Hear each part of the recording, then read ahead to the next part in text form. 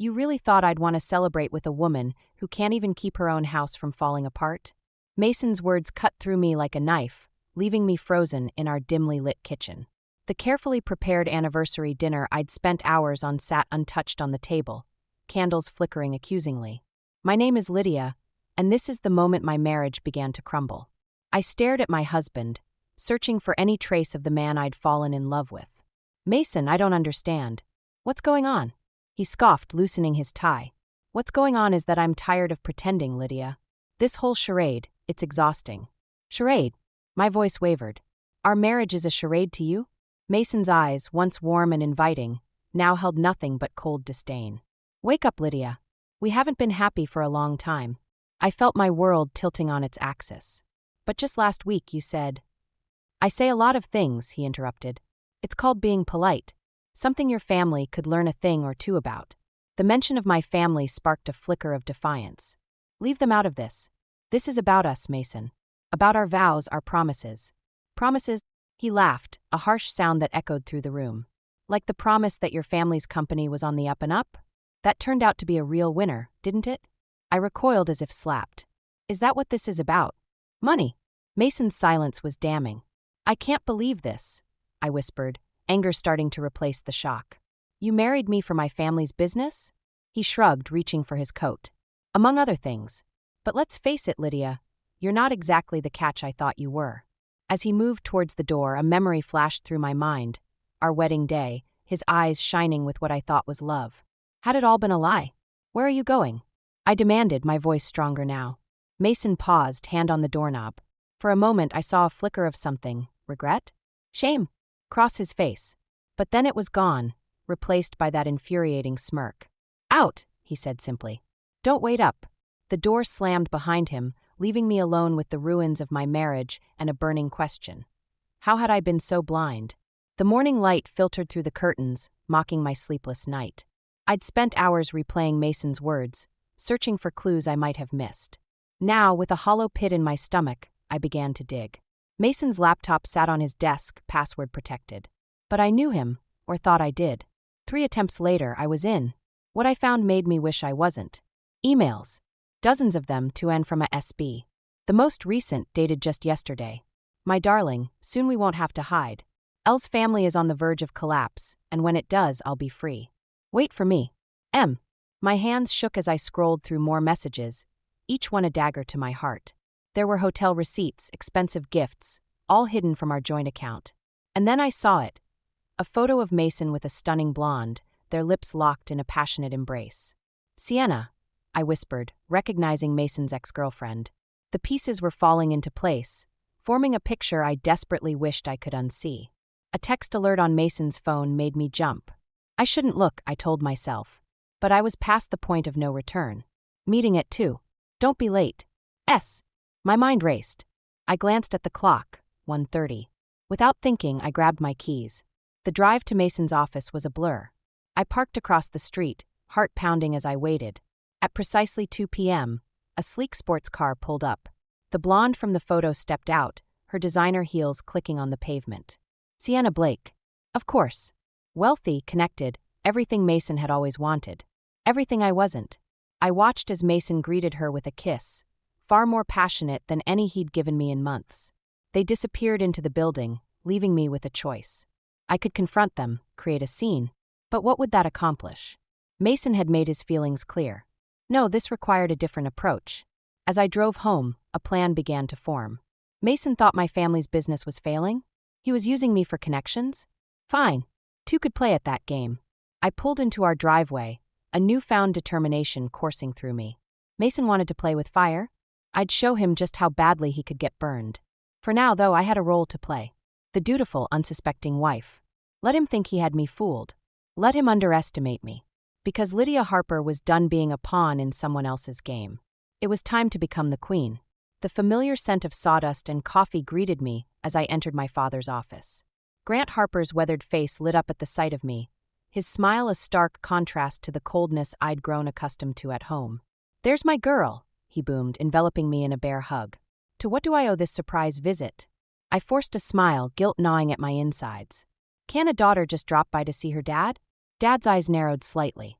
He'd always been able to read me like a blueprint. "Everything okay, Lydia? You seem off." "Just work stress," I lied smoothly. "Actually, I was hoping to talk about the Westridge project. Any updates?" As Dad launched into the details of our latest construction venture, I nodded along, my mind racing. How could I protect him from the truth about Mason? How could I shield our family's legacy from the vulture I'd unwittingly married? A knock at the door interrupted my thoughts. Dad's assistant poked her head in. "Mr. Harper, the Callaways are here for the lunch meeting." My stomach dropped. I'd forgotten about the monthly family lunch. "Perfect timing," Dad exclaimed. "Lydia can join us." Before I could protest, we were ushered into the conference room. Mason's parents were already seated. His mother Cora's lips pursed in her perpetual look of disapproval. "Lydia," Cora said, her voice dripping with false sweetness. "How? Nice to see you. I trust you're keeping busy with your little admin job." I bit back a retort, reminding myself of the role I needed to play. "Oh, you know me, Cora. Always something to do." As the meal progressed, I felt Cora's critical gaze dissecting my every move. When I accidentally knocked over my water glass, her disdain was palpable. "Oh dear," she tooted. "Perhaps if you spent more time on domestic skills and less on whatever it is you do, you might make a proper wife for my Mason."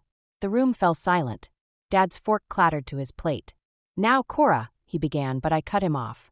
"You're absolutely right," I said, my voice steady despite the rage boiling inside me. "I'll never be the wife Mason deserves. How fortunate he has you to remind him of that fact." Cora's eyes widened in shock at my uncharacteristic response.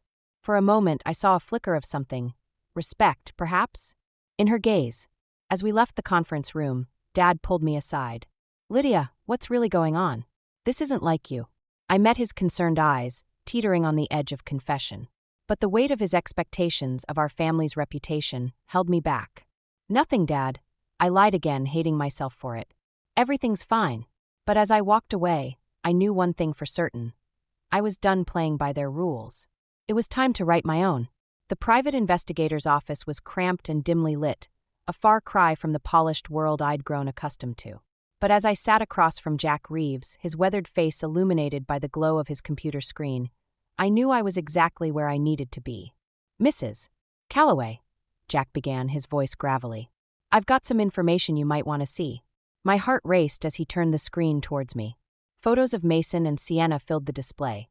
At restaurants, entering hotels, even kissing in a park near our home. Each image was like a knife twisting in my gut.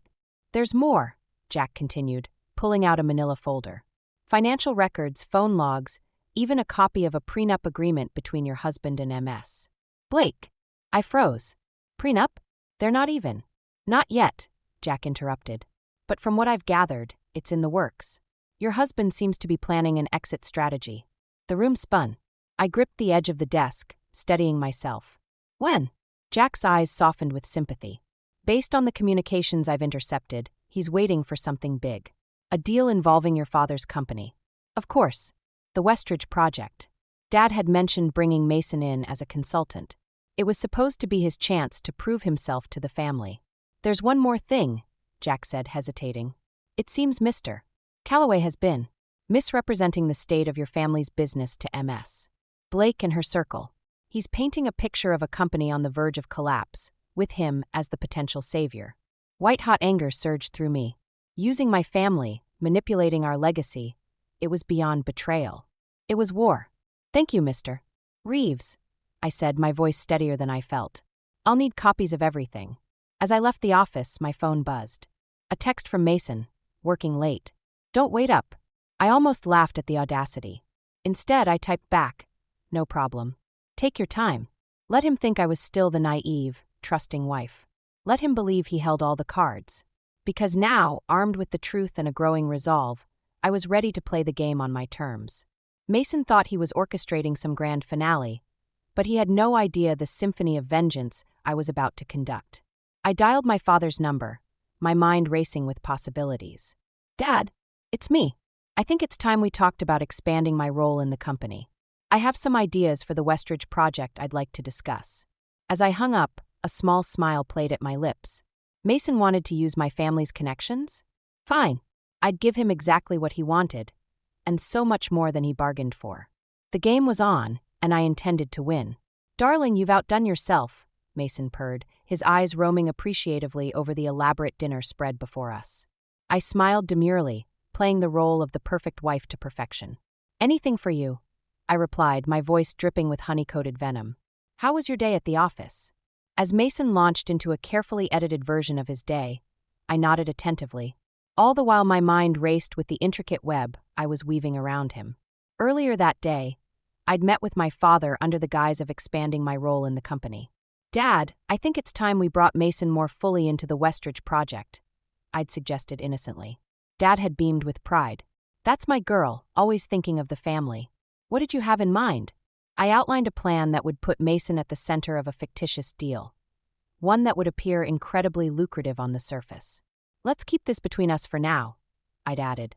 I want it to be a surprise for Mason. Now, watching my husband gloat about his supposed business acumen, I felt a twisted sense of satisfaction. Little did he know, every move he made was playing right into my hands. Oh, I almost forgot, I said, feigning excitement. Dad mentioned something about a big opportunity coming up. He wants to meet with you tomorrow. Mason's eyes lit up with barely concealed greed. Really? Did he say what it was about? I shrugged, the picture of nonchalance. Something about the Westridge project. He seemed pretty excited. As Mason peppered me with questions, I deflected skillfully, feeding his anticipation while revealing nothing concrete. By the time we retired to bed, he was practically salivating at the prospect of the imaginary deal I'd dangled before him. Lying beside him in the darkness, I allowed myself a small, triumphant smile. The trap was set. All that remained was for Mason to walk into it willingly. The next morning, I kissed Mason goodbye with saccharine sweetness. Good luck with Dad today, I chirped. I'm sure you'll impress him as always. As soon as he left, I sprang into action. A call to my private investigator confirmed that everything was in place. Another to a trusted colleague at the company ensured that the stage would be set perfectly for Mason's downfall. I caught my reflection in the mirror, barely recognizing the steel-eyed woman staring back at me. Gone was the naive, trusting wife. In her place stood a woman forged in the fires of betrayal, ready to rain down justice on those who had wronged her. Game on, Mason, I whispered to my reflection. Let's see how you handle the spotlight when it reveals your true colors. The grand ballroom of the Westridge Hotel buzzed with anticipation. Investors, business partners, and socialites mingled, their excited chatter filling the air. At the center of it all stood Mason, basking in the attention, his charm turned up to 11. I watched from the sidelines, my heart pounding beneath my carefully chosen gown. Tonight was the culmination of weeks of planning, of sleepless nights and hidden preparations. Tonight, everything would change. Ladies and gentlemen, my father's voice boomed through the speakers. Thank you all for joining us to celebrate the launch of the Westridge project. But before we begin, I'd like to hand the floor over to the man who's been instrumental in bringing this vision to life. My son-in-law, Mason Calloway. Applause erupted as Mason took the stage, his megawatt smile dazzling the crowd. I caught Sienna's eye across the room, noting the hungry look she gave my husband. If only she knew what was coming. Thank you, Grant, Mason began, his voice dripping with false modesty. I'm honored to be a part of this groundbreaking venture. The Westridge project isn't just about building structures. It's about building futures, creating legacies. As Mason launched into his carefully rehearsed speech, I nodded to Jack, my private investigator, who was posing as a waiter. He discreetly made his way to the AV booth. Suddenly, the large screen behind Mason flickered. His voice faltered as images began to appear. Snapshots of him and Sienna in compromising positions, followed by damning email exchanges and financial records. The room fell silent, all eyes darting between the incriminating evidence and Mason's rapidly paling face. What is this? He sputtered, turning to my father in panic. Grant, I can explain. But I was already striding towards the stage, my voice clear and steady as I addressed the stunned audience. What you're seeing is the true face of Mason Calloway, a man who married me for my family's connections, who's been secretly funneling company funds into his own accounts, and who's been planning to leave not just me, but all of you, high and dry once he got what he wanted. Gasps and murmurs rippled through the crowd. I turned to face Mason, whose expression had morphed from shock to fury. You bitch, he hissed, lunging towards me. But before he could reach me, security guards appeared, restraining him. I think we've heard enough. My father's voice cut through the chaos, his tone icy. Mason Calloway, you're fired.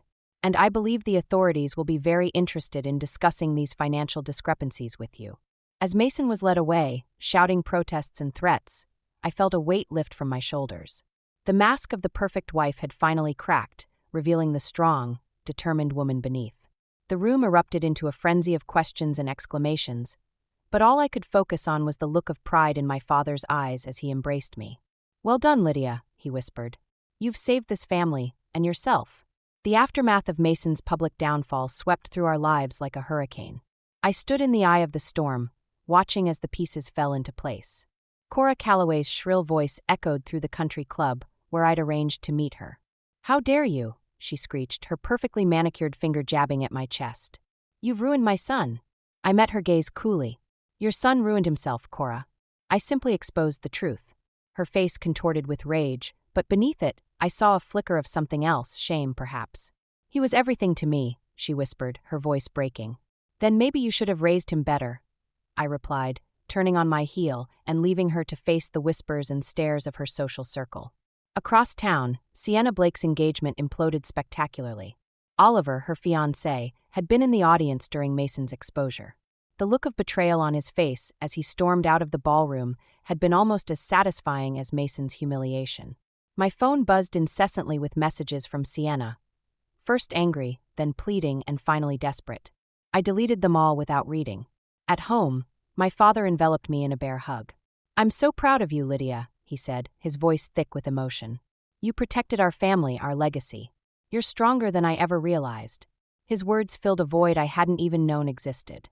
For years, I'd been the dutiful daughter, the perfect wife. Now, I was finally seen for who I truly was. As the dust began to settle, I received word that Mason wanted to see me. Against my better judgment, I agreed to meet him at our lawyer's office. He looked haggard, his once pristine suit rumpled and his eyes bloodshot. "Lydia," he began, his voice hoarse. I'm sorry. I never meant for things to go this far." I laughed, a sharp, bitter sound. "You're only sorry you got caught, Mason. Let's not pretend otherwise." His facade crumbled. "What do you want from me? I've lost everything. My job, my reputation, my family. What more can you take?" I leaned forward, my voice low and steady. "I don't want anything from you, Mason. That's the beauty of it.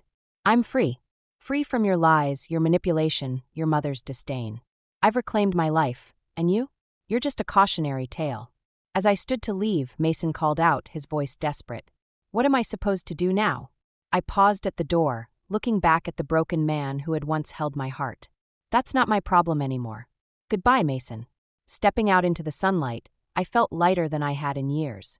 The road ahead was uncertain, but for the first time in a long time, I was excited to see where it would lead. The ink on the divorce papers had barely dried when I stepped into my father's office, my heart racing with a mixture of nervousness and excitement. "Dad," I began, my voice steadier than I felt, "I want to talk to you about my role in the company." Grant Harper looked up from his desk, his eyes twinkling with curiosity. "What did you have in mind, sweetheart?" I took a deep breath. "I want to lead the Westridge project. Not as an admin assistant, but as project manager." For a moment, silence hung in the air. Then, to my surprise, Dad broke into a wide grin. "I was wondering when you'd finally ask," he chuckled. "The position's yours if you want it." Tears pricked at my eyes as I hugged him fiercely. "Thank you, Dad. I won't let you down." The next few months were a whirlwind of activity. I threw myself into the Westridge project, channeling all the determination and strength I'd discovered during my ordeal with Mason. Late nights poring over blueprints and early mornings at construction sites became my new normal. As I walked through the nearly completed Westridge complex, pride swelled in my chest. This wasn't just a building, it was a testament to my resilience, my growth. My phone buzzed with a text from Dad. "Board meeting in an hour. Big announcement." Curious, I made my way to the company headquarters. As I entered the boardroom, the faces of our top executives turned to me, some smiling, others appraising. Dad stood at the head of the table, beaming. "Ladies and gentlemen, I have an important announcement to make. After careful consideration, I've decided it's time for me to step down as CEO." Gasps and murmurs filled the room. My heart raced. Surely he didn't mean. "And I'm proud to announce that my daughter, Lydia Harper, will be taking over as the new CEO of Harper Construction." The room erupted in applause, but I barely heard it over the pounding in my ears. As Dad embraced me, whispering words of pride and encouragement, I felt a sense of completion wash over me. Later that evening, I stood on the rooftop of our office building, gazing out at the city skyline. The lights of the Westridge complex twinkled in the distance, a beacon of hope and new beginnings. I thought back to the naive, trusting woman I'd been when I first married Mason. She seemed like a stranger now, a distant memory of a life that no longer fit. In her place stood a woman who had faced betrayal, fought back, and emerged stronger. A woman who knew her worth and wasn't afraid to claim her place in the world. As the cool evening breeze caressed my face, I smiled.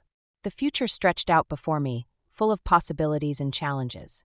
But this time I was ready. Ready to build, to lead, to live on my own terms.